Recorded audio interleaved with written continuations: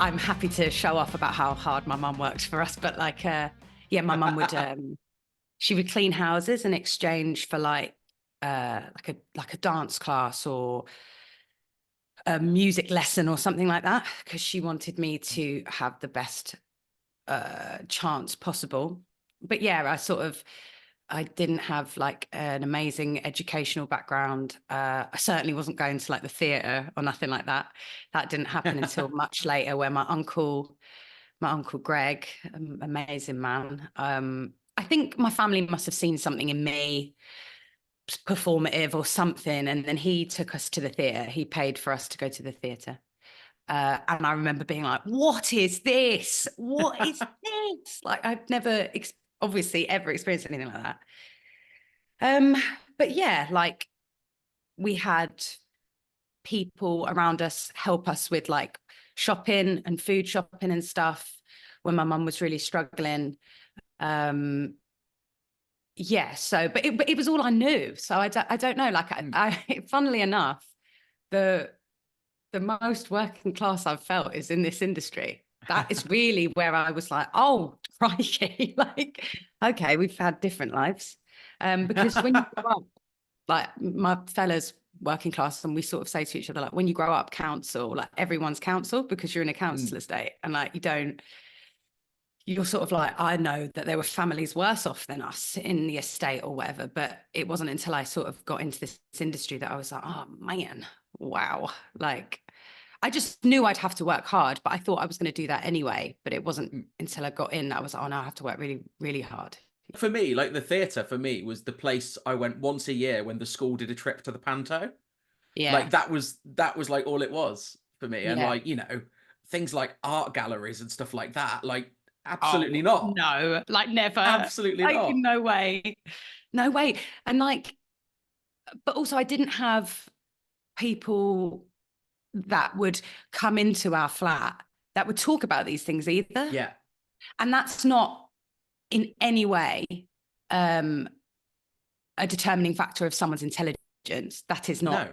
I just want to make that very clear. Yeah. But it's just like, it wasn't a part of our lives because people were on the tools, or people were just trying to get by.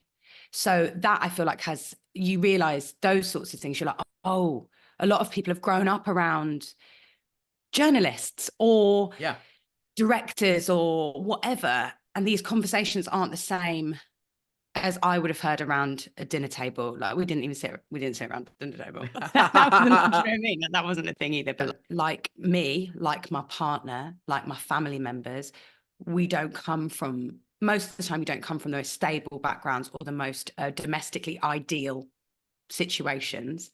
So therefore, you don't have the sturdiest of infrastructures in your being to be able to handle such a huge shift if you end up doing really well. Yeah. So I think that is where my internal barrier comes from, is that I still feel like I don't belong here, or that I don't understand what I'm doing, and that I don't feel necessarily like confident enough.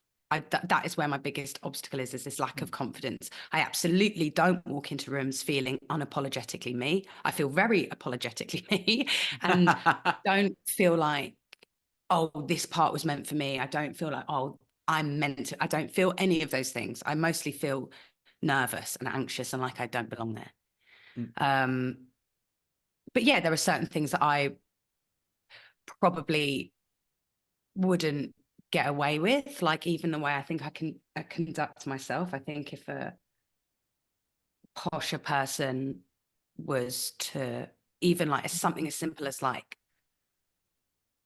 swearing or something, it's not seen as like, it's not seen in this way that like, because I'm an effer and jeffer, I think it's seen as maybe not classy or some shit. And like I don't understand that. Also, I think the barriers are the stories that need to be told. So I think a bigger issue as well can come from like, who's writing the things? Yeah. Who's producing these things? And what sort of treatment do things about posh people or about upper class experiences, what treatment do they get? And then what do working class people get treated as on screen? Like, what do we actually see represented here? Because I don't feel like it's equal It's just not as well, because, you know, 65% of British Oscar winners were privately educated. Yet not even 5% of the country was privately educated. So I've never been one for maths, but it don't look good, does it? And I guess for you, you mentioned you've been doing this now 12 years. Do you think class and the attitudes to class in acting have changed within those 12 years at all? I mean, by the looks of things, from the articles that are coming out and this and how hard it is to live anyway at the moment, it's getting worse. I mean, you know, I'm sure you've seen many things that have been written recently about in the creative arts industry. It's like 8%. And that's across the board, by the way. That's not just actors. Like, that's crew, producers, writers, directors. Like, that's like everyone. It's like under 8%. It's a disgrace. Like, it's a proper disgrace. Because socioeconomics affect like everyone, like every group of people, like every culture. Like, socioeconomics can F everybody. And I think that's why organizations like Open Door, created by amazing actor David Mameni, are so important, because they remove those barriers and allow young people who come from lower income households to get a shot at this. Because I've had people sort of like question whether or not I can call myself working class still, which yeah, exactly, that only a working class person can make that face at me as well. Yeah, far in it. But it's sort of like, exactly, I know, it's bad, isn't it? And I think first I want to be like, what, because I've got money now? That's weird, because it's about access and opportunity. But also the idea that I would call myself middle class now is like, I understand that like my kids would be middle class if I had them. I get that. But like me, it's perpetuating this idea that this industry is made for middle class people and middle class people only, which is crap. And it's a crock of crap, because that's why, again, Open Door is so important, because also it does a backstage thing as well. It helps people get into like crew, and like, you know, it's not just acting, because those barriers they feel so insurmountable when so much of it comes down to finances. So much of it is about access and opportunity, which people from lower income households or backgrounds do not have. So no, I don't feel like it's getting better. Like, I don't like, I feel like, oh yeah, we're finally seeing some things. But the more we talk about it, the better, hopefully, surely it will become. And the more sort of space organizations like Open Door are given, the more funding, the more support they are given, the more things will change. And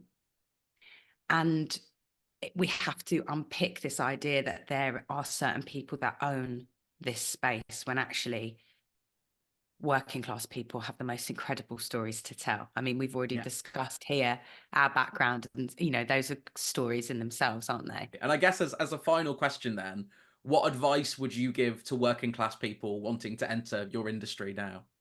Oh, it makes me want to cry. Oh gosh.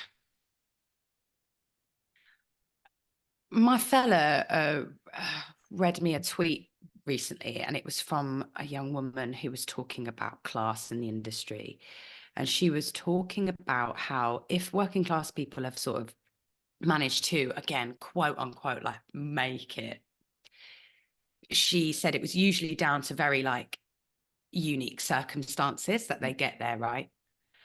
Like, for example, a lot of the time it will come down to one or two people really believing in you, in your environment or your community, your own talent, and then a lot of hard work. But really, yeah, it's like mine came down to like a few people in my life that really, really believed I could do something. And I want anyone who's got like a little like inkling of belief that they could do it to keep like nurturing that part of them that thinks they can do it. And just if you can have something that's yours and yours alone to keep you like mentally well, I would really, really recommend that. Because I would love to tell you that our industries are like, come as you are welcome.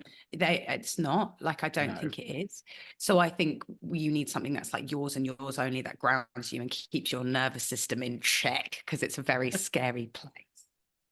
and do utilize organizations like Open Door. I cannot emphasize enough how much they are removing those barriers for people to get into this industry. So they literally remove it because it's free. It's a free thing that people can do. So please research that. And